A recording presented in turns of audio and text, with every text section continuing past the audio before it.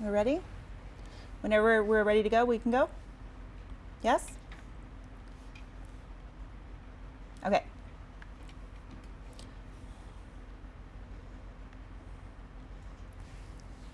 We'll start on 2. Okay, so we're going to start on that one.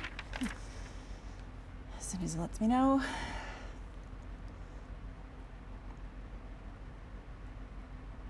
Wyoming News Now would like to welcome Congresswoman Liz Cheney to our studios. Welcome and thank you for coming. It's great to be with you. Thank you.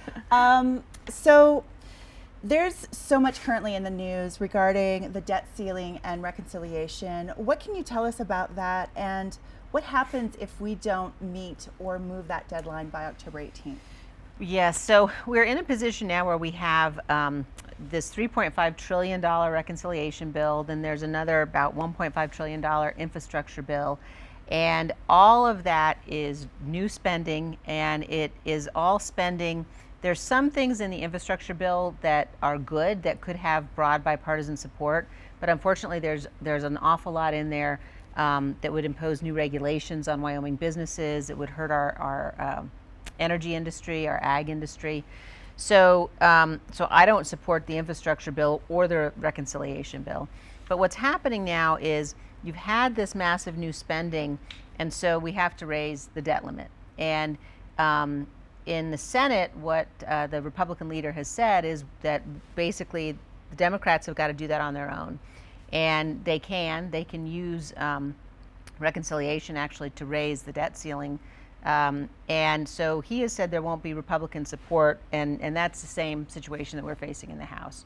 That, if in fact we're going to have this kind of really irresponsible spending at these levels, then, the people who are in charge of all the branches of government, right, or not the Supreme Court, but of the White House and the Congress, they're the ones who have got to raise the debt ceiling. So we'll see what happens.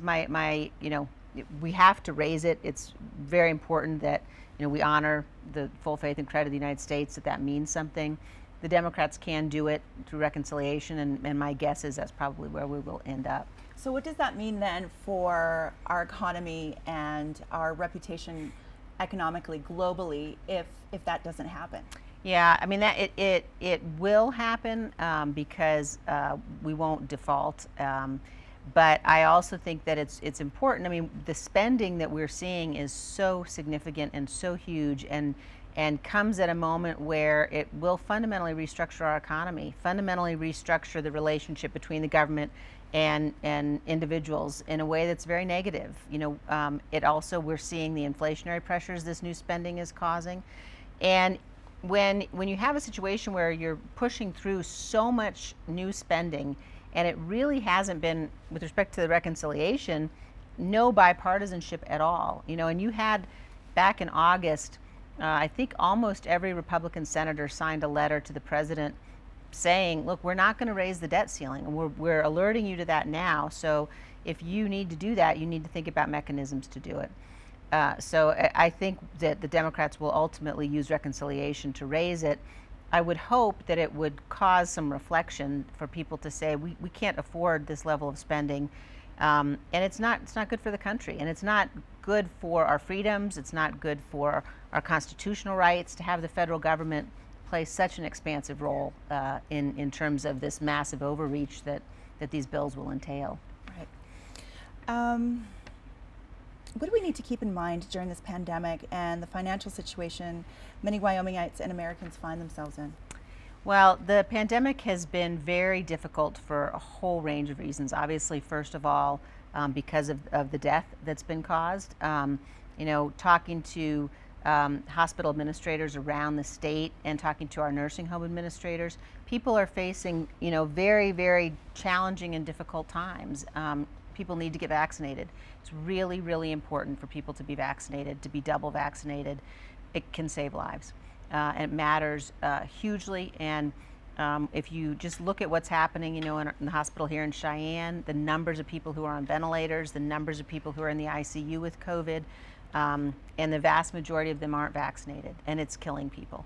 So I think we have a solution. We know that if people are vaccinated, we've now also seen these new developments potentially with a pill that can help alleviate the symptoms. It's not been approved yet, but it seems like it's on its way towards that. So we have a way out, and I think it's important for us to take that way out and for us to do what we need to do so we really can get the economy back functioning the way it needs to. Right. Can you tell us a little bit about your run in 2022?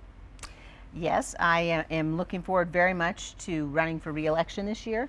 Looking forward to having the opportunity all across the state, as we do actually pretty much on an ongoing basis, to talk to people about what I've been able to deliver for Wyoming, what we've been able to do together, to talk about what we need to do to defend our conservative principles and values, how important things are for us here at home, like the truth, the Constitution, the rule of law, and those will all be issues at the heart of this race. And it certainly will be a race that people all around the country are watching very closely.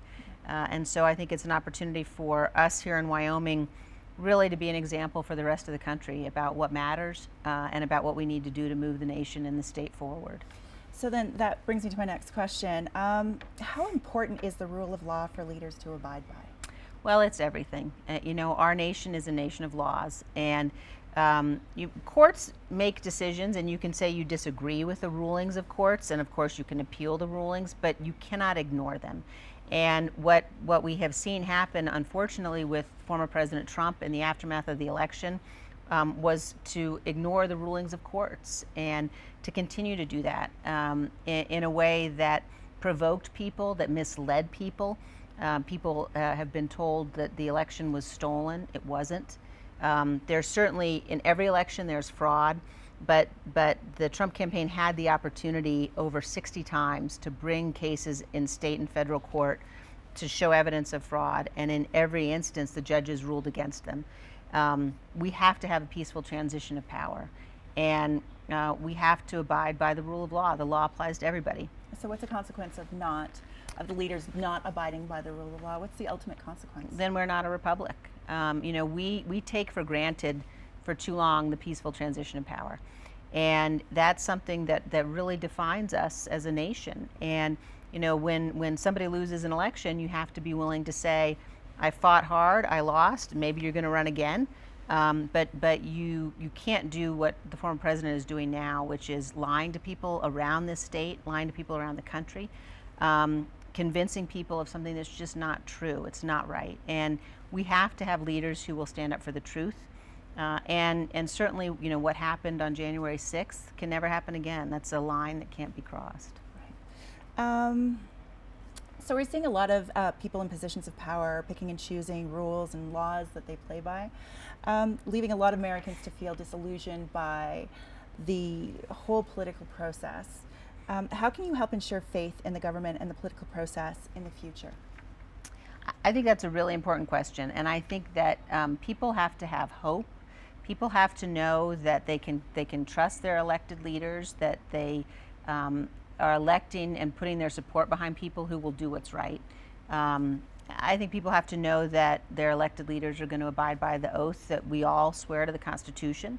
It's an oath that we swear under God. It means something, and it's above politics. And I think remembering that ultimately we're incredibly blessed that we have a system where we get to choose our leaders, but that system, at some point, you have to be willing to defend that system, and you have to be willing to say, you're going to put what's best for the country ahead of politics.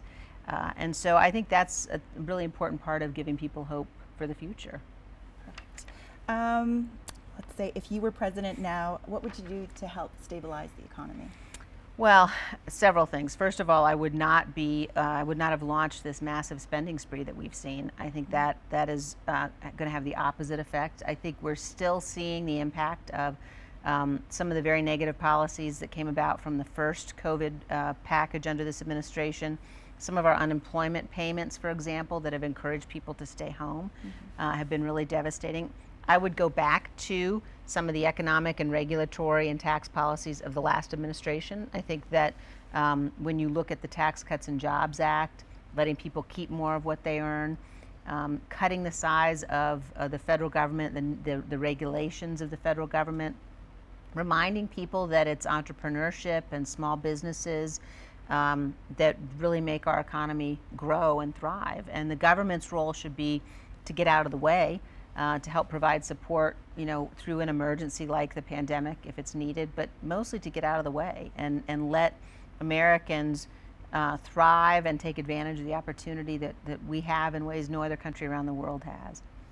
Should we touch on Afghanistan? Okay. What do you think of the whole process of how it happened? And do you think leaving, 2,500 troops there is a good idea? Should we do that indefinitely? Is that the answer? Knowing what we know in hindsight, what would be the best call, and what do we do with our troops? Yeah, so I believe that we should have left 2,500 troops there. I think that, what we were doing was preventing terrorists from establishing safe havens. We know that they will use those safe havens they have in the past to plot and plan attacks against us. Right. And now, unfortunately, the terrorists have a whole country. Now they have Afghanistan. It's a very dangerous situation. So I opposed the withdrawal. The way the withdrawal was carried out was catastrophic. And when you have a situation where you have Americans left behind enemy lines, you have people who worked with us and helped us for decades. You have 13 Marines and a Navy corpsman who were killed on August 26th.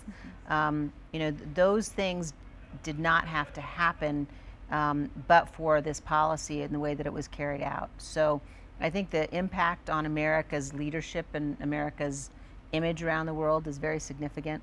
I think it's left a lot of our allies wondering if they can count on us.